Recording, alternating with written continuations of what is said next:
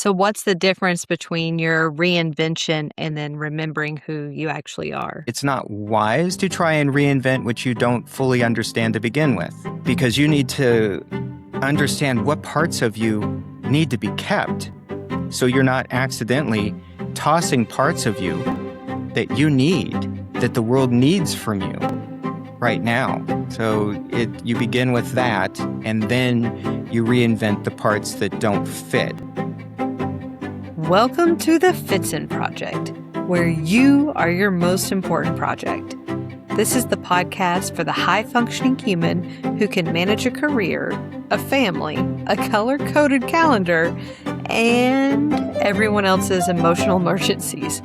But somehow, you ended up riding shotgun in your own damn life. Your life may look perfectly fine from the outside, maybe even successful. But if you've ever thought, wait, is this what I actually want? Or am I just incredibly good at handling what landed on my plate? Then you're in the right place.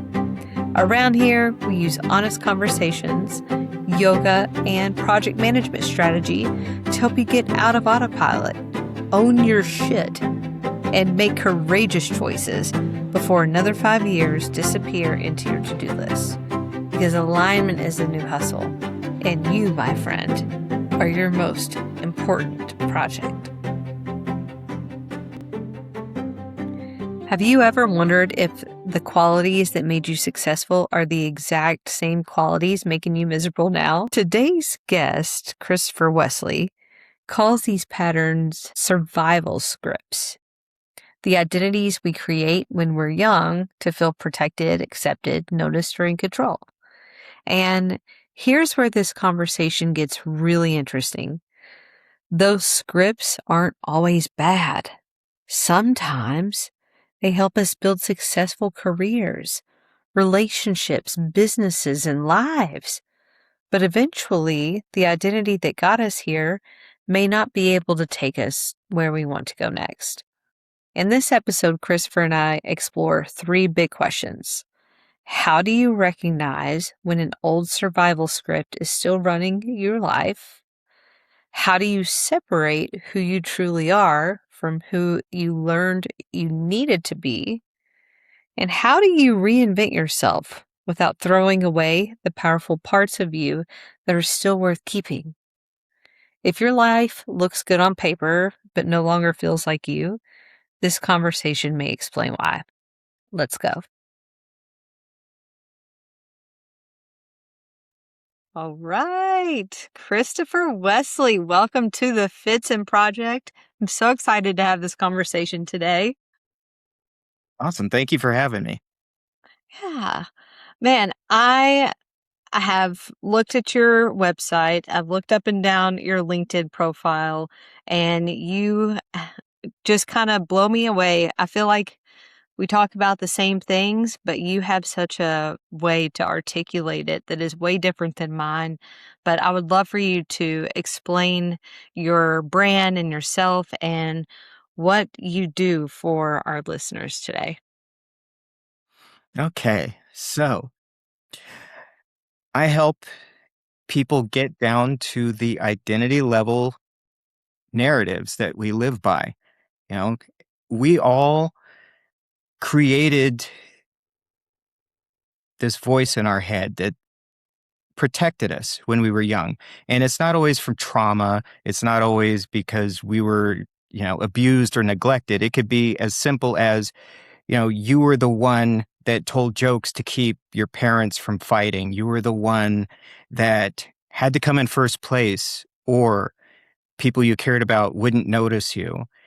So there are just a million different ways that as we were growing up, we created this part of ourselves that protected us against these things that were unpleasant for us.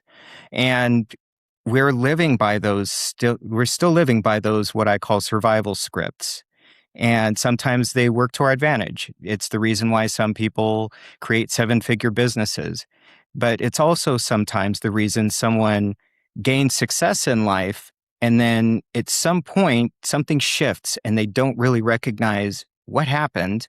And suddenly, the things that brought them the success is no longer helping them. It's actually hindering them from happiness. Ooh, yeah. Wow. There's so much there I want to unpack.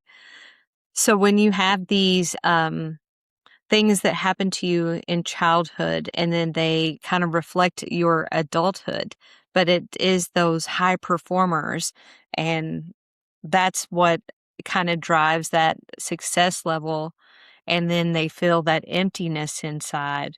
Like, is that the inner struggles that you often see over and over and over? Typically, yes. Those are the people that come to me for help. Obviously, when it's still working for them, there's no reason to change anything. But when you start not feeling like aligned, because I know that's one of the things that when you talked about alignment, I'm like, yes, yes. Mhm. Um, so yeah, it's when those voices stop you from feeling aligned with who you're becoming. Yeah. And is it really who we become, or is it an innate feeling of who we really are? Like alignment has to start at this like core level.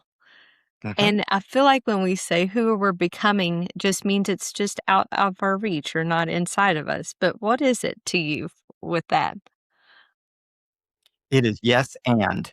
Yes, and oh, yes. Yes. So, because, I mean, alignment starts with where we are, like right now, in this very moment. When Uh-huh. I talk about who we're becoming, I'm talking about orientation. So, when we're moving towards something, and it may not even be a new self, it could be as simple as, you know, a particular vacation to a place you wanted to see in the world. And it doesn't have to be big, it doesn't have to be epic. It just is something that you are orienting towards and you're moving towards, whether it's, deepening a relationship, becoming more fit, becoming more mobile, could be any of it. Right.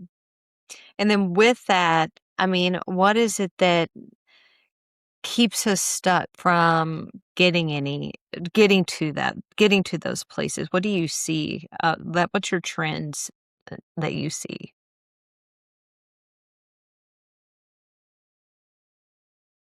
It's lack of awareness mostly.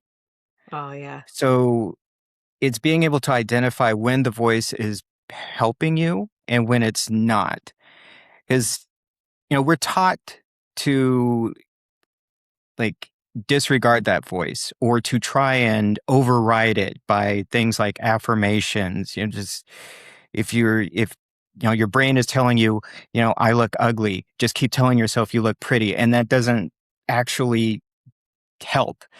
That script is still running in the background and you're not going to silence it. What you do is you negotiate with it and you help it understand that, whatever it was, like it's best if you can identify where that script came from. That's typically the work that I do. Like the first part of the work I do is to help people just notice, be aware of when the voice is popping up. What is the tone of that voice? Identifying where the voice came from. And then for some people, that's not enough. They also need someone to help like guide them. Okay, well, I'm identifying it, but where do I go from here? What do I do about that? And what you do about that is you start to understand what is the dynamic and where it's holding you back. And because let's say it's protecting you against being humiliated publicly. So you only act when you feel absolutely sure you've dotted all your I's, you've crossed all your T's. And so you never launch. You keep planning and planning and planning and planning, but you never go anywhere with it because once you make that final step and you go public, now you're risking humiliation. And so an example would be to negotiate that. Well, I understand. I learned this from being publicly humiliated at a high school dance. Now, I don't need that voice to protect me from that right now in this instance. And when you can negotiate with the voice to tell it, like, you're off shift, I don't need you right now, it frees you up to better move forward without trying to override it with narratives that won't stick. Yeah. You're off shift. I don't need you right now. I mean, that is so imperative. And I think that comes back to, you mentioned a high school situation or a childhood anything, like you say, not it doesn't necessarily have to be trauma or terrible or abuse or whatever. It could be something in passing that just stuck with you in your subconscious and then dictates your future for 60 plus years, which is Yes. bizarre to me. I personally just learned how to do this work like just this year um, on myself.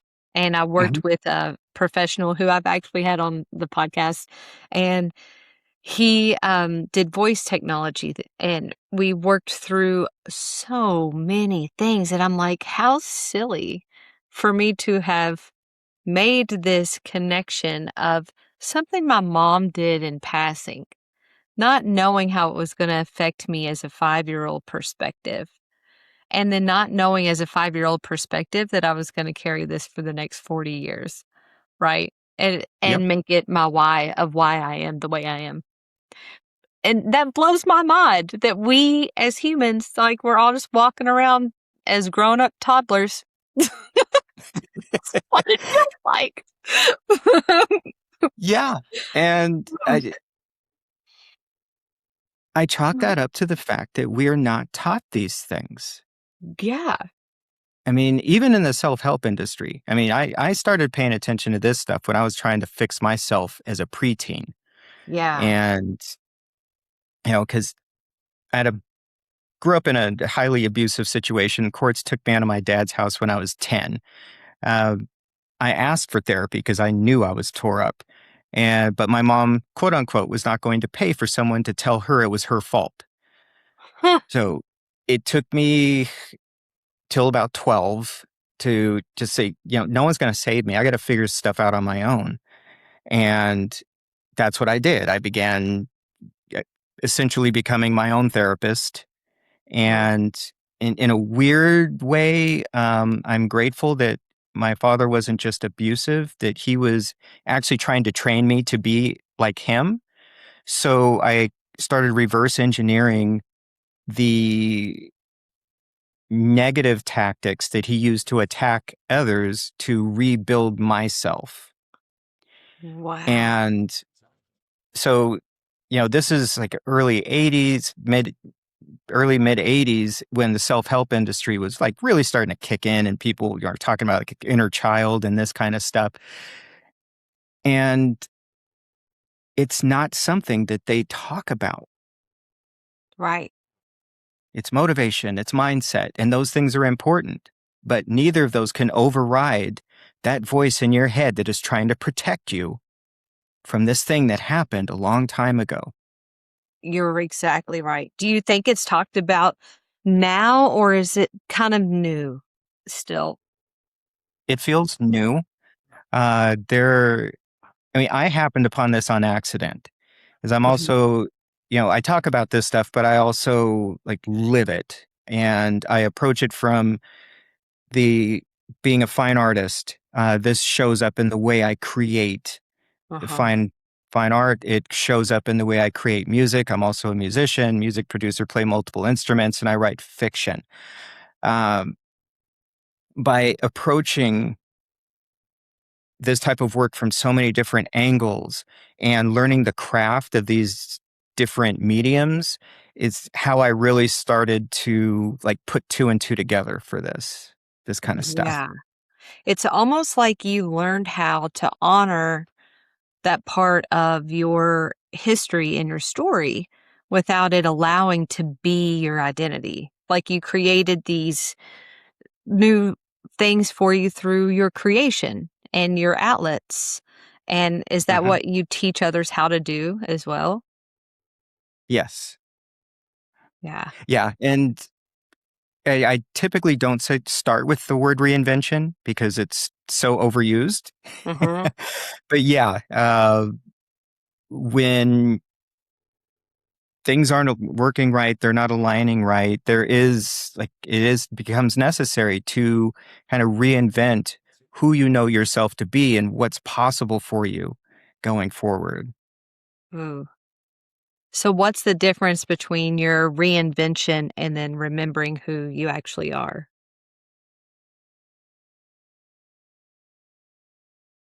It is two parts of the process because you can't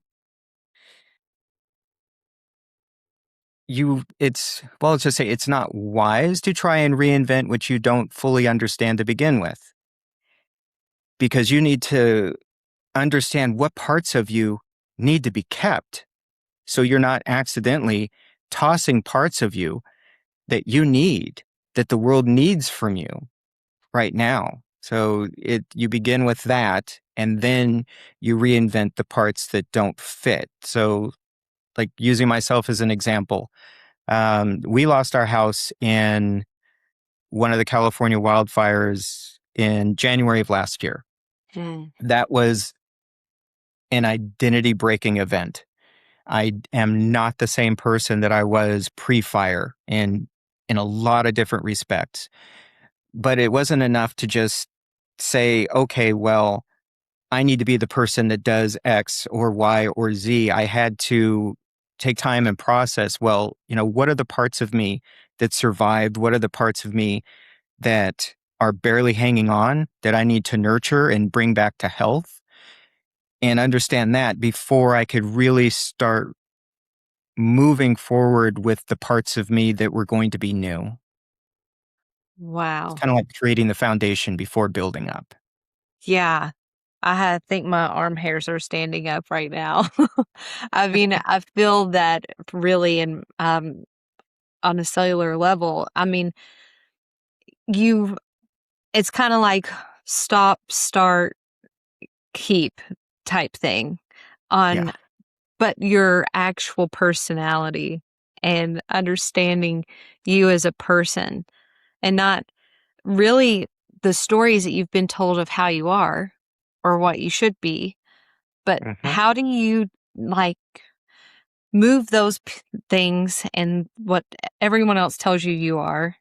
How do you decipher between what you know, this is me, Chris Wesley, versus what someone else tells you you are? Like that trust. Yeah. So I have this thing that I call breath space. Some people call it margin. It is having room in your life to just be in your relationship with yourself, to just take time to be in touch with who you are, where you are, what you're experiencing. The idea of someone being like highly sensitive is often used like as a negative, Well, yeah. but I disagree. The the person who can be deep feeling and still trust is exhibiting a ridiculous amount of strength. It's far easier to just say, I trust no one, everybody leave me alone. Um, and so that was slightly off track, but getting back to really being in touch with what it is you're thinking, what it is you're feeling. And that can take time. If you're not used to doing that, it begins there. And if I'm working with someone that hasn't started there, that's where we begin because that work really is you're working with someone to help you identify the answers that are already within you. And so it's finding the space to understand what is meaningful to you, what feeds your soul, what does not feed your soul, like what is being asked of you that is in some way too much. And then start to understand, well, why is it too much? Is this crossing a boundary, or is the expectation just too much too soon? It's crafting the boundaries of who you are, and ultimately, what are the things that kind of feed your soul and keep you, I guess, spiritually fit? And by fit, I mean able to withstand stress.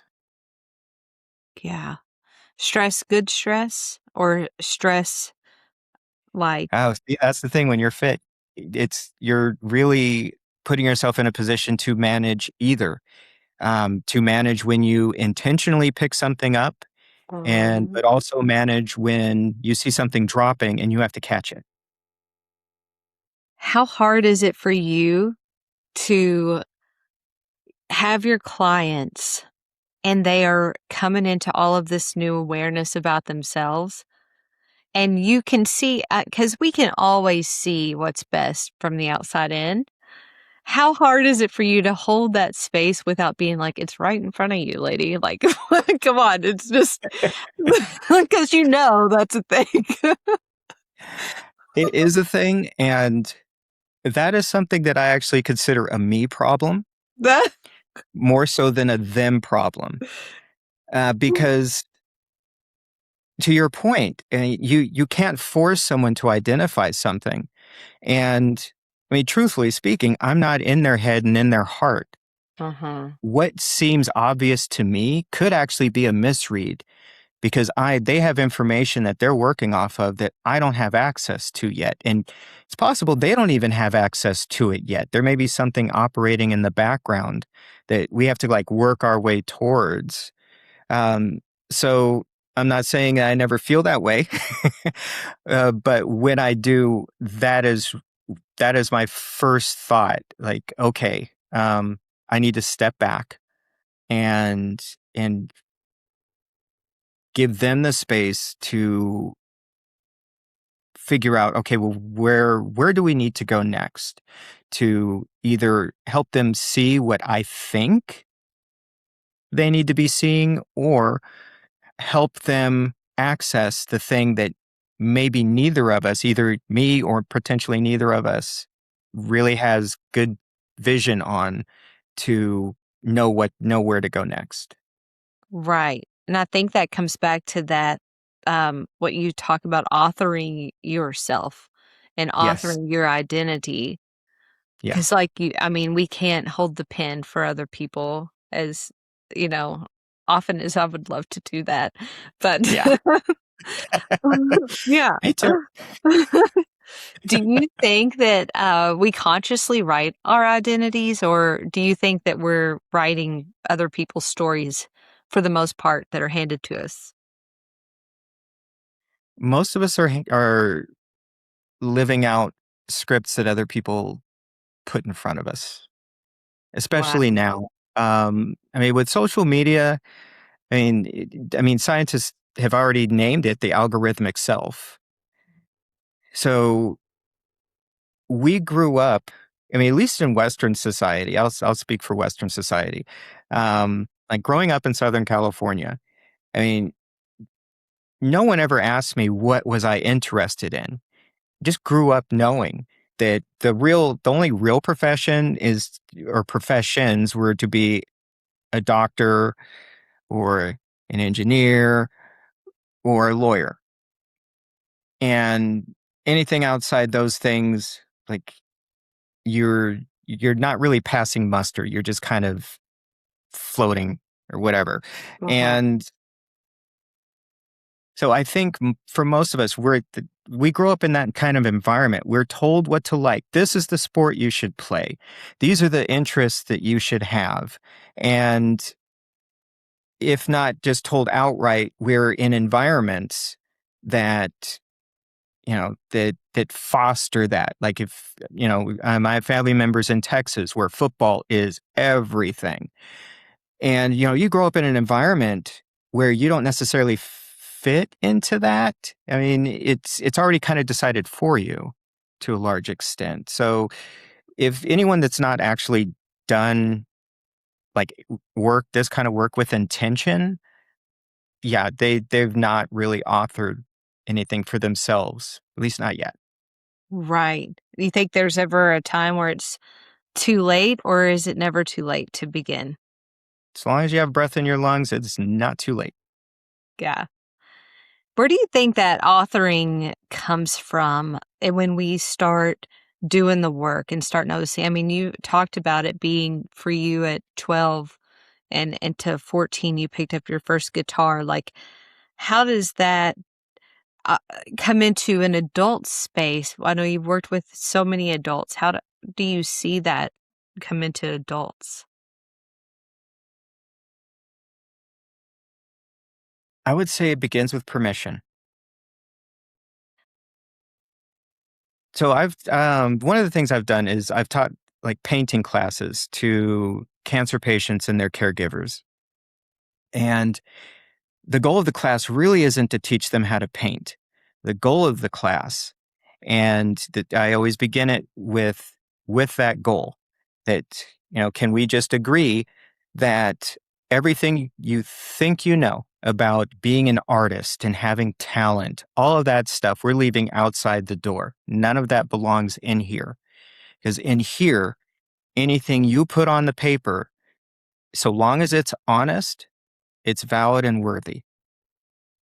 And by giving people permission to just express whatever it is, I've had students come back and say, yeah, I've been painting ever since, ever since that class.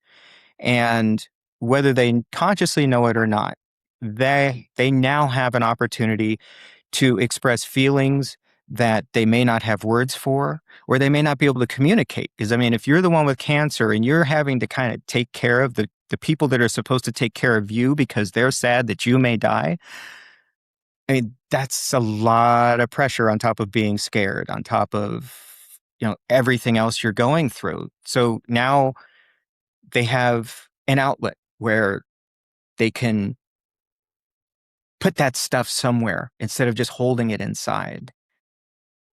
Yeah, that's beautiful. I think everyone also, it doesn't matter how old you are, you always have an imagination. And, I think you talked about like that was your escape and that was kind of like your survival skill, right? And, you Yep. know, it doesn't matter if you're 4 or 5 or 55 or 75, like there's always a piece where you can come back to. And that's like that inner knowing, right? Of that Yes. escape. Yeah.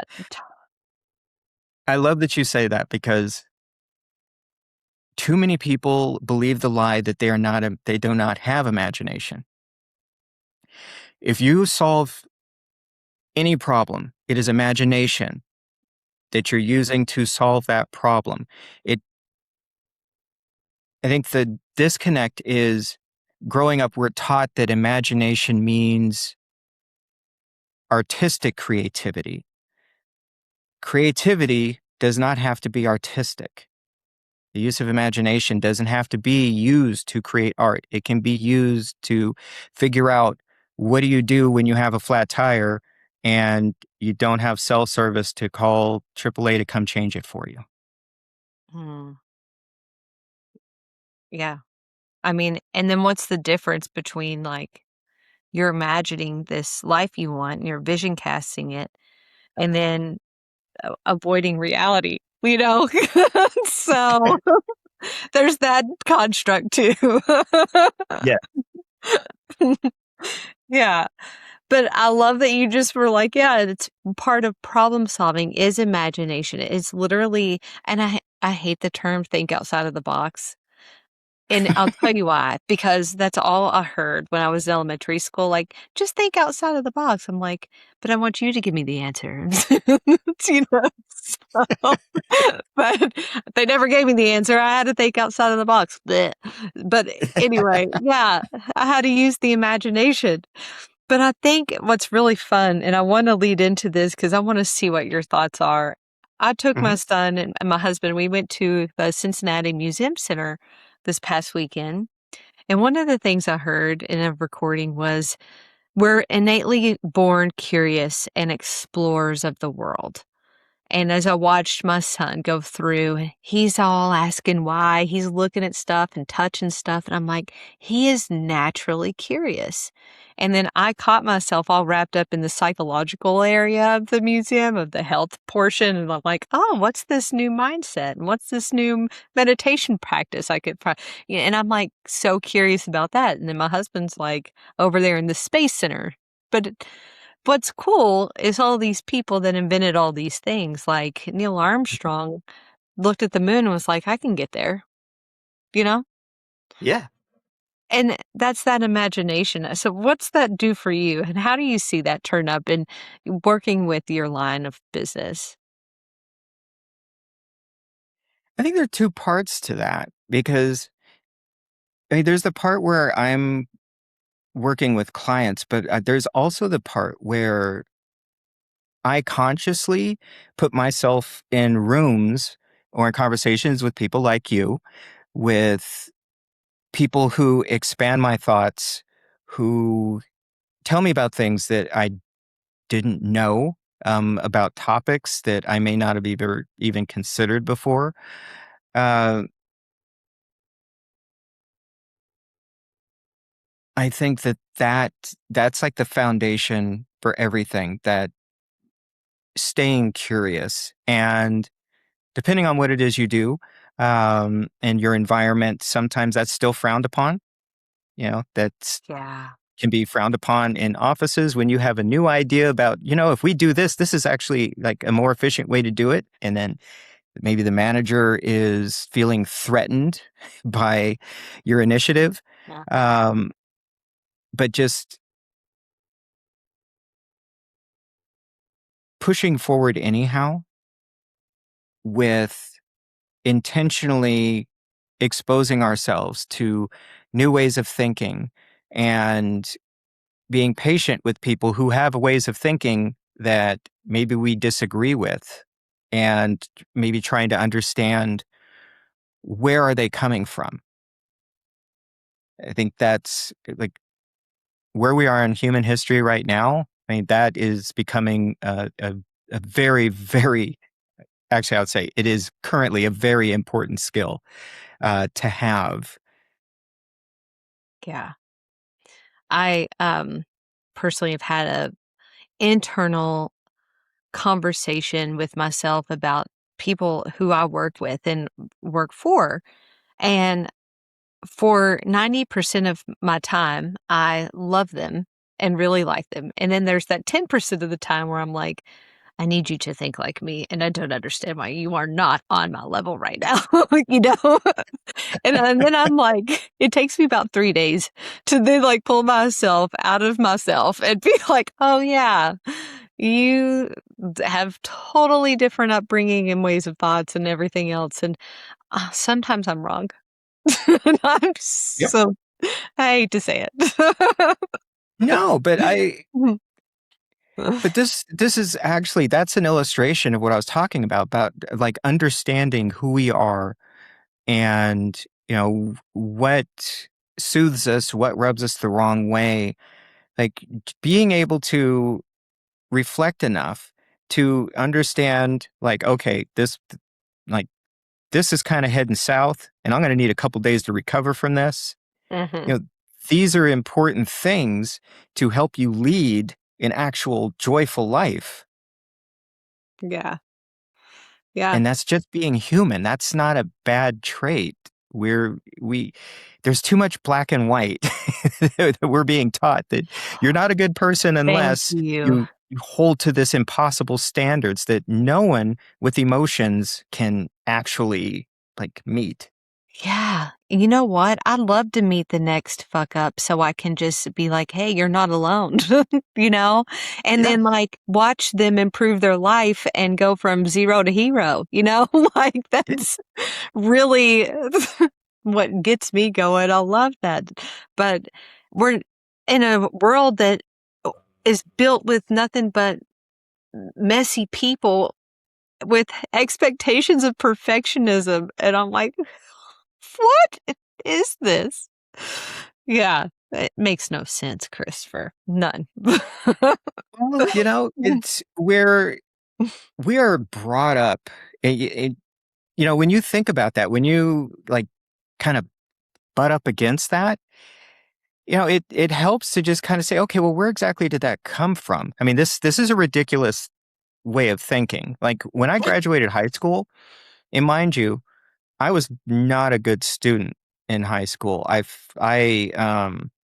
early on, the school district decided that I wasn't as intelligent as I was, so they kept putting me in these basic classes that I didn't belong in. Like they were telling me I was reading 3 grade levels beneath the grade I was in, starting in 5th grade. Even though in 5th grade, my stepbrother was bringing me books home from the junior high library, and that's what I was reading at home. Um, so by the time I hit high school, I had disengaged. Like, Yeah. I'm here. I'll take a test. I'll do whatever. I'll show up to class as much as I need to not get, to not fail. Um, but there was still a part of me that when I graduated that said, if you don't go like immediately to like an Ivy League school, you are a failure, period. Like junior college, that's like high school too. And it's not like I had that conversation with my parents. They didn't really parent me. So there weren't talks about what are you going to do with your life? Where are you going to go to college? None of that ever happened. Somewhere down the line, someone implanted in me that story that it's Mhm. Ivy League or nothing. And I mean, as near as I can figure, it came from my dad when I was like before the courts took me out of his house at the age of 10 is the closest I can come to pinpointing that. Yeah. But you asked the questions of where did that come from? I mean, Eventually.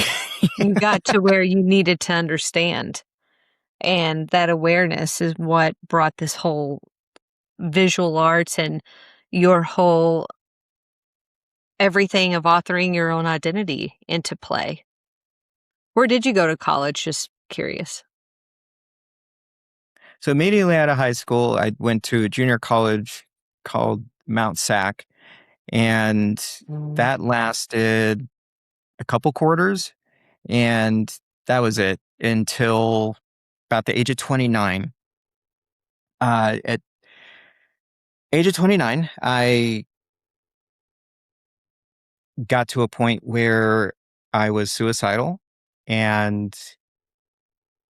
literally had the gun to my head and finger inside the trigger guard. I talked myself down by making a deal with myself that 'cause I felt like nothing I was doing was mattering in my life. Nothing, everything I tried failed. And if I couldn't like affect change in my own life, what is the point? And so I talked myself down by making a deal. Like I'm going to do something that's like a complete reversal of everything else I was doing. And previously, I was trying to make it as a musician. So I said, okay, I'll go back to school.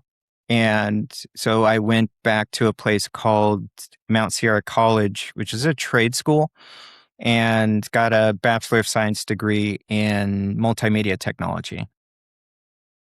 Is that where the art of negotiation with you came from? Of how your affirmations, how you said at the beginning, like how it doesn't matter what you tell yourself, you're still going to believe a deeper part, whether until you find where it came from, but you spend the time negotiating until you find that deeper part. Is that where that idea surfaced? Because I feel like that's brilliant and a way of really describing human behavior. Thank you. Um, no, it was not then. It was actually more recent than that, far more. I mean, I came upon that actually within the past few years. And even then on accident. I About 2014 is when I really started getting back in touch with writing. Like I wanted to be an author back in grade school, but then when they told me I was dumb, there was still a part of me that believed that. So I Mhm. dismissed the idea of ever being a writer. Around 2014, I took that up again and began a novel. Got the first 16 chapters done and realized that I did not have the skill to finish it, to pay off um, what I had promised in those first 16 chapters. I worked 8 years with a professional storyteller, like not just an author, but he taught me storytelling from how we relate to stories as human beings. And it was through the work with him that I started to understand, wait, this isn't just how do you construct a script? How do you like plot out a novel? Like this is how you work through, how you recover after a fire destroys not just your house, but your community.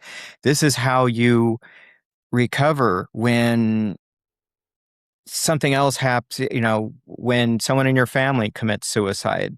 This is how you recover just from whatever. And that really impacted the way I work with clients just from that, coming at that perspective from a way I never would have imagined. Yeah. I feel like the art of storytelling is another one of these creative outlets. It's what I love to do. I mean, it is my passion, and I'm gonna write a book one day. I just haven't done it yet, you know? But it's like there's so much about being a storyteller because you can identify your own identity. And then, like you've said, you have the option now and the choice to reinvent your next one or continue to improve the one in the road that you're on. And it's that expression is medicine type thing that you write about, you know? Yeah. And do you think we can heal without expressing? No. I mean, the expression does not have to be artistic. It could be how you dress. It could be literally just the way you speak. But somehow, some way, what is inside you has to come out, and that's really what I mean by expression. I'm using it in a very broad term Yes. that the words you use, the words you choose to use, the way you walk into a room, all of these things is expressing something, and you can use intention behind it or not. Get to choose where you put your intention, but you are always expressing something, just quite often not intentionally. So when you put intention behind it, you can like release the anger, the tension, the sadness. I mean, when we talk about like mourning, I mean, it's like when I was in school, so when I was at Mount Sierra, I was working full time while taking 18 units in school.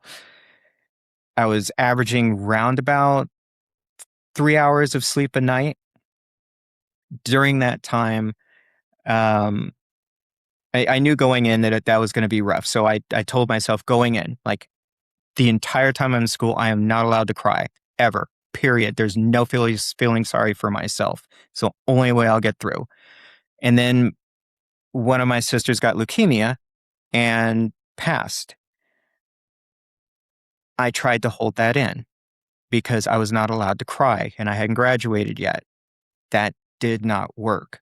That grief ended up like exploding out of me. I'd be driving down the street and would explode out of me just like with like no prompting. there was nothing that like triggered it. It just needed to come out. So multiple times I ended up having to pull over to the side of the road just because I couldn't drive at that point. And I think that's an illustration of what happens when we try and hold things in and don't find some way to express whatever it is. And that's not just grief and all that. I mean, that comes to joy too and happiness. Yeah. Do you see that in the high performers that you work with and as that's their main inner struggle?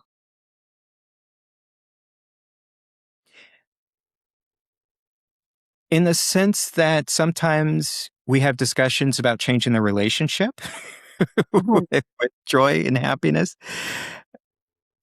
because outcomes don't necessarily, the joy doesn't come from outcomes, period. I mean, I always forget his name, but there is a Wimbledon champion that actually wrote a book about that. Like, wins Wimbledon, the thing he's been working for like the entire time, his entire tennis career. And as soon as he'd won it, he was already miserable because now I got to do this again. Mhm. So that's a cautionary tale. The outcome is not going to be what makes you happy. So whatever it is you think you want, start to break down what are the things about that bring you joy, and start getting in touch with those now as quickly as you can and bring those into the picture. So sometimes that kind of comes into the conversation with high performers. So, I talk a whole lot about self-leadership, and that's one of the things that I thoroughly enjoy. I mean, I will post about it on my LinkedIn. I love self-leadership because I wanna know what makes someone really tick. And Yeah.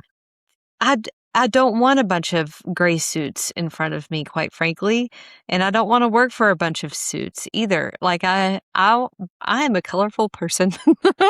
So, when you hear that phrase self-leadership, what comes to mind for you?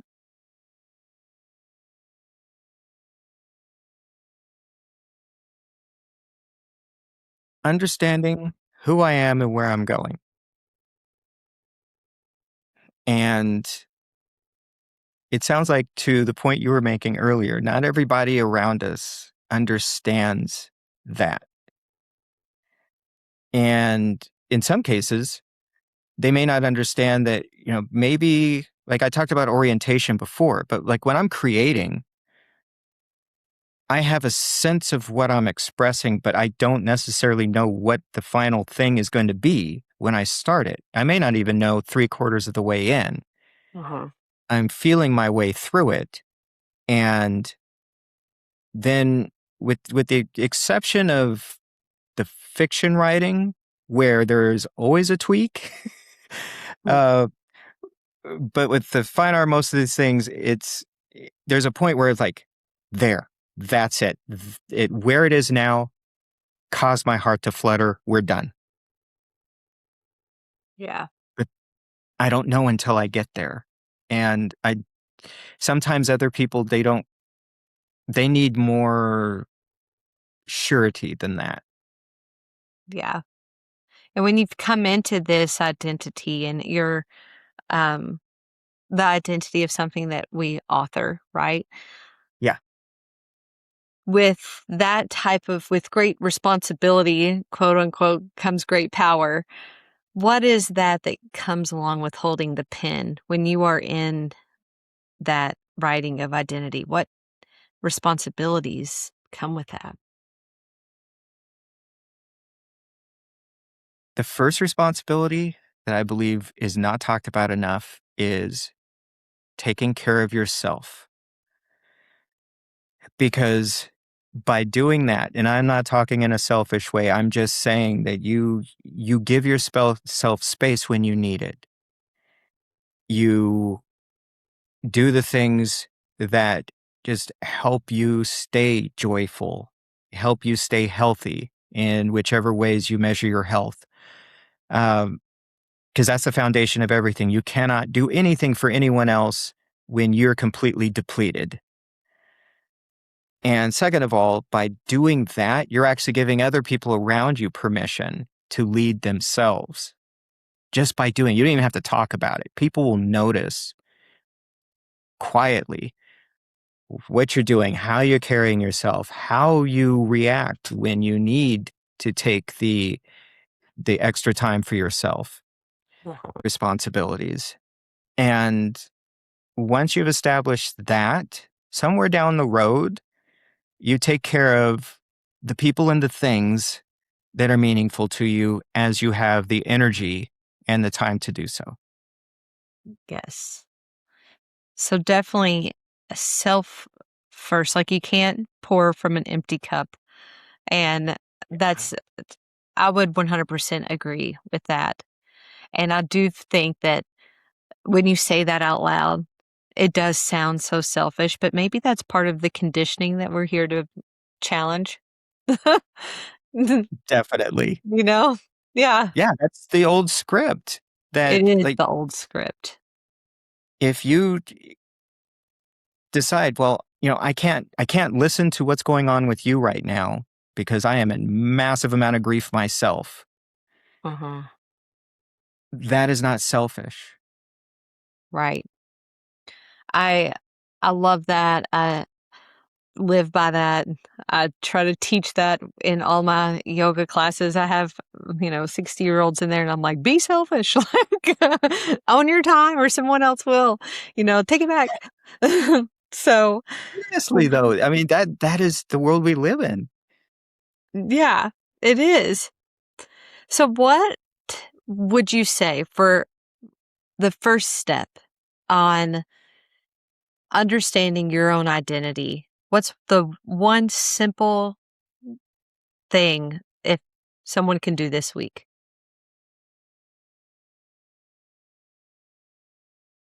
Take notice of the things that attracts your attention. Just start there. Just the things, the positive things that attract your attention. And if there's nothing that positively attracts your attention, what do you yearn for that you wish had appeared? Mm, that's solid. That's gold. Yeah. If nothing positive is attracting your attention, then what do you wish would had? Yeah, for sure. And can you create a new or reimagine yourself without changing any of your habits or your environment or what comes with that when you reimagine and reinvent? Yeah, that's one of the things that I deal with especially high performers when I'm like working one on one with people, uh, because when you do reimagine yourself, there's friction. Yeah. Because when it first starts touching that outside world, now you have to teach everyone around you who this new you is and how you expect to be treated, how you're going to behave, what are the things that are going to be like interesting to you versus the things that are no longer, that you finally just admitted, I don't care about that. I'm not going to that type of event ever again.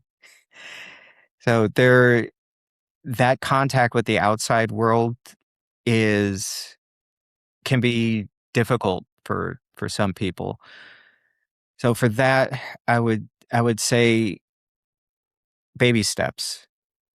You as you're making these changes, because you can't do this without like changing habits and all that, but you want to start with the inner work first, and then the inner work dictates what becomes a habit.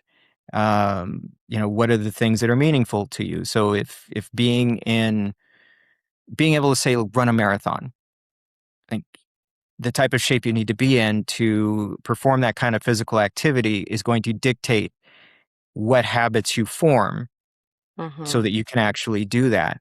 But it doesn't begin with the idea, I want to run a marathon. It begins with understanding that internally you're wanting to do that. That's something that that's like pulling you, that you're attracted to. So you start small and then you build up. And when it comes to the people in your life, you start with not necessarily your closest confidant. You start with the people that will be most accepting of the new and changing version of you. Mm-hmm. And then kind of work your way out from there. That's so rich and powerful. I couldn't have laid it out any better. So if there's one thing you would like to leave for the audience and our listeners, what would it be from you, Christopher Wesley? Regardless of what anyone tells you, understanding what your heart is feeling will help you navigate life better and with more sure-footedness than anything else. And once you can start from there, align that with your mind, but the heart comes first. Beautiful. Thank you so much. Thanks for pouring your energy into this podcast today. Thank you for being here. This has been such a treat for me, so I really appreciate it. Well, thank you for having me. I mean, the things that you were talking about before when we spoke, it resonated with me. Everything that you're doing, I love the light that it's bringing into the world. Aw, thank you. I received that. Woof!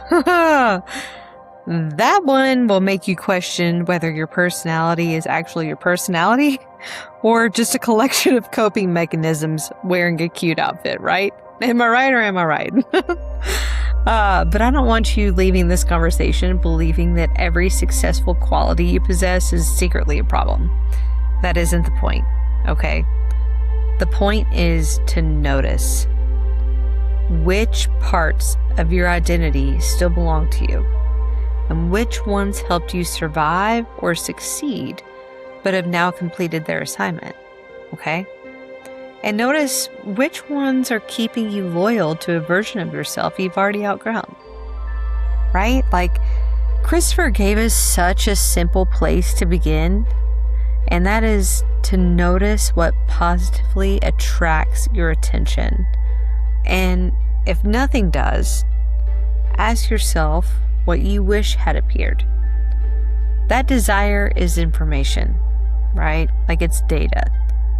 And it's information and you need to follow it.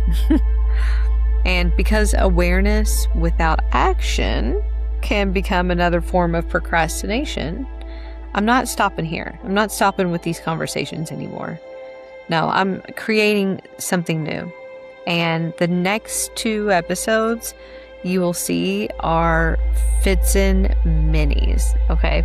And I'm taking this conversation through the 2 practices that make this podcast different. And first, it's going to be the yoga practice. The practice of svadhyaya, or self-study, okay? To help you notice an old script without immediately obeying it. I'm going to show you what that looks like and break it down in the next mini episode. And then we'll integrate a change control from project management to create your own identity change requests. Like, what does that mean, you ask? Well, stay tuned, okay? And check in to that little episode, because we're going to look at what stays, what changes, what goes, and what courageous actions get to come next. So, if this episode made you think of someone who is successfully managing a life that no longer feels like theirs, I'd love for you to send it to them. And until next time, I would need you to remember, you are your most important project.